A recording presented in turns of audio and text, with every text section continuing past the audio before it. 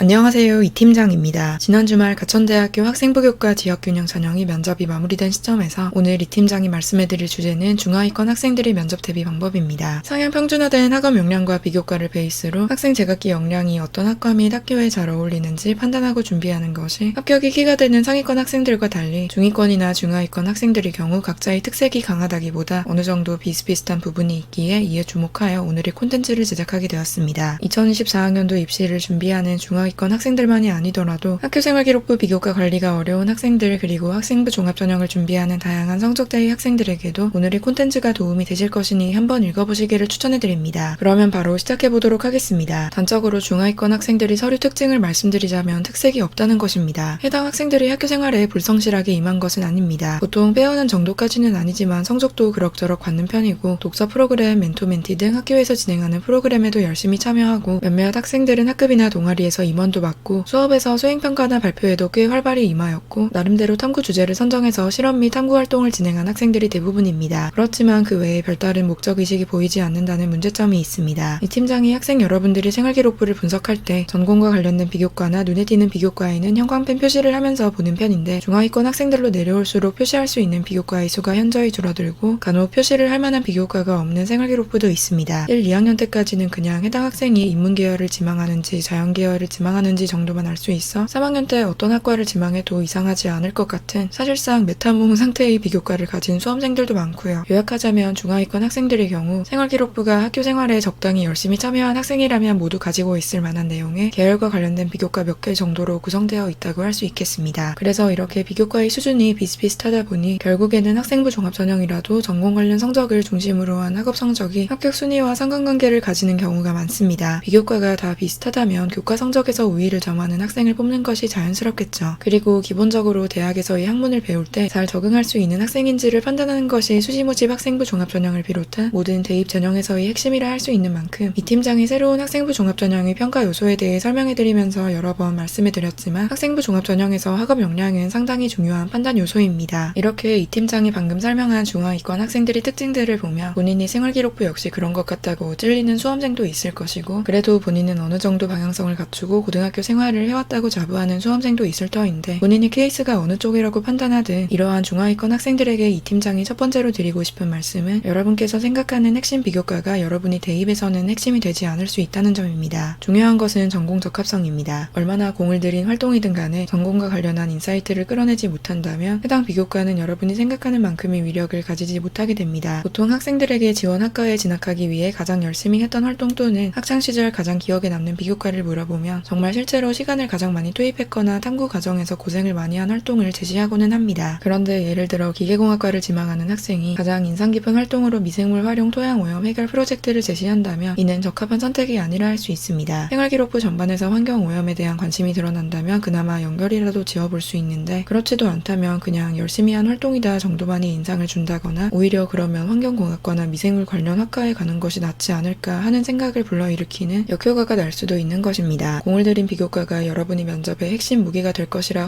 호언장담하였다가 낭패를 보는 경우를 수두룩하게 보았기 때문에 3년간 본인이 쌓아올린 비교과의 연계에 대한 고민 없이 각각의 활동에 대한 답변만 준비한다거나 특정 비교과에 올인하기보다는 자기소개서를 작성하듯 여러분이 생활기록부 현황을 보고 가장 어울리는 목표를 설정한 뒤 이를 향한 스토리를 구상하는 것을 추천해드리고 싶습니다. 팁을 드리자면 성적이 높은 과목 및 해당 과목의 비교과를 중심으로 목표와 스토리라인을 잡아보는 것입니다. 경영학부를 지원하는 학생이 수학 성적이 높다면 빅데이터를 활용한 경영 지원, 마케팅 등에 대한 목표를 잡고 전기차 등의 미래 모빌리티에 관심을 가지고 관련 학과에 지원하는 학생이 사회 성적이 높다면 전기차 관련 정책 및 미래 모빌리티가 사회에 미칠 영향에도 관심을 뻗는 식으로 말입니다. 전공을 변경한 경우 생활기록부와 면접에서 이를 소명하는 방법에 대해서는 혁소장님과 이 팀장이 이전의 콘텐츠에서 설명해드린 바 있으니 해당 콘텐츠 또한 참고하시기 바랍니다. 이와 관련하여 또 드리고 싶은 말씀은 본인에게 의미가 있는 활동이라도 다른 학생들이 서류에 모두 있을 시 그 의미나 희소성이 퇴색된다는 점입니다. 아까 이 팀장이 중하위권 학생들이 서류에는 특징적인 점이 별로 없고 겹치는 부분들이 많아서 사실 그렇게 눈에 띄는 생활기록부는 없다고 말씀해드렸는데 꼭 생명존중교육이나 학급 청소구역 배정 시 꾸준히를 담당하는 등의 평범한 활동이 많다는 것만을 의미하는 것은 아닙니다. 대표적인 예시가 코로나19 백신 탐구입니다. 코로나19가 유행하던 2020년부터 2022년에 다양계열 학생들의 생활기록부를 보면 코로나19가 들어가 있지 않은 생활기록부를 찾기가 더 어려울 정도로 코로나19에 대한 탐구가 활발했습니다. 학생들은 나름 나름대로 mRNA 백신을 비롯한 여러 백신의 종류와 원리에 대해 열심히 탐구했기 때문에 관련 비교과에 상당한 뿌듯함을 느끼곤 하는데, 사실 절대적으로 보았을 때 개인에게는 비중 있는 탐구라 할지라도 학생부 종합전형도 본질적으로는 상대평가라는 점에서 다른 학생들도 모두 가지는 비교과라면 큰 의미는 없게 됩니다. 그래서 솔루션을 진행할 때 학생 및 학부모님들께서 생각하신 것보다 각 활동의 중요성이 생각보다 적게 평가되어 납득을 하기 어려워하시는 경우가 많은데, 대부분이 이러한 상황에 해당한다고 생각하시면 됩니다. 그래서 코로나19나 초전도체 같이 당의 핫한 이슈를 탐구하고자 할 때나 면접에서 지원 동기 등으로 활용하고자 할 때는 정말 해당 이슈가 본인의 진로 결정 및 추진에 막대한 영향을 미친 정도까지는 아니라면 다른 학생들과 많이 겹칠 수 있다는 것도 고려하시기를 추천해드립니다. 그리고 여러분께서 지원하신 학과에 대한 지원 당위성은 철저히 준비하셔야 합니다. 지원 동기, 즉 왜 해당 학과에 지원했는지 및 해당 학교를 선택했는지에 대해 어필하는 것은 상위권이든 중위권이든 하위권이든 모든 대입에 임하는 학생에게 중요한 것이 자명합니다. 하지만 중상위권 이상의 학교와 중하위권 학교들에서의 성격은 다소 다르다고 할 수 있는데, 중하위권 학교들은 첫 번째로 앞서 말씀해드렸듯 학생들이 서류만 보고서는 우리 학과에 정말 오고 싶은 것이 맞는지 또는 학과 진학 후 무엇을 하고 싶은지 정확히 파악하기 어렵고, 두 번째로 학생들이 안정 지원이나 하향 지원 비율이 높기 때문에 정말 우리 학교 특정 학과에 관심이 있어서 지원을 했구나 또는 다른 학교와 함께 합격해도 우리 학교를 선택하겠구나를 확실하게 보여주시는 것이 효과적입니다. 방금 말씀해드린 성격에서부터 면접 대비 방법을 추론하자면, 첫 번째로 기본적으로 비교과 준비 과정에서 진로에 대한 심도 있는 고민을 통해 전공 적합성이 높은 비교과로 생활기록부를 채우고 성적도 열심히 관리하는 것이 베스트입니다. 하지만 수시 원서 접수도 생활기록부도 마감된 현 상황에서는 1번, 2번에서 말씀해드렸듯 본인이 생활기록부 속 활동을 최대한 조합해 스토리라인을 잡고 목표를 세우신 다음 해당 목표를 지원 대학 및 지원 학과에서 어떻게 실현할 것인지 고민해보시기 바랍니다. 방법은 많습니다. 스마트홈 같이 여러 학문 분야에 대한 지식이 필요한 경우라면 연계, 융합 전공 등의 전공 제도를 활용하는 방식도 있고, 각 학과나 단과대학, 더 크게는 대학의 학술 동아리나 봉사 동아리에 대한 관심을 보여주셔도 좋고, 교환학생 및 학생 지원 프로그램을 활용하는 방법도 있습니다. 대학생으로서 해외 봉사를 통해 사랑을 실천하고 싶다는 막연한 목표보다는 3D 프린팅을 활용한 로봇팔 제작에 관심 있는 공학도로서 3D 프린팅 기술을 통한 적정 기술을 먼저 실현해보고 싶다는 등의 구체적인 목표를 제시하시는 것이 좋겠죠. 오늘 이 팀장이 다룬 사항을 요약하자면 다음과 같습니다. 면접형 학생부 종합전형을 준비하는 중하위권 학생들께서는 첫 번째로 성적이 우수한 과목을 위주로 지원 전공에 관련된 비교과를 엮어 스토리라인을 짜보시고, 두 번째로 여러분이 각 활동을 따로 떼어 생각하기보다 각 활동이 본인이 목표 형성 과정 및 목표 달성에 미치는 영향 그리고 활동 간 가지는 연계성을 고려하시고, 세 번째로 서류에서 애매하거나 부족한 전공 적합성은 스토리라인과 학업 계획을 통해 보완하시고, 네 번째로 학과에 지원한 동기와 많은 학교 중에 해당 학교를 지원한 이유는 꼼꼼히 준비하시기 바랍니다. 메이저 리서치와 함께하는 수험생 여러분들의 건승을 빌며 오늘의 콘텐츠를 마무리하도록 하겠습니다. 도움이 되시기를 바랍니다. 감사합니다.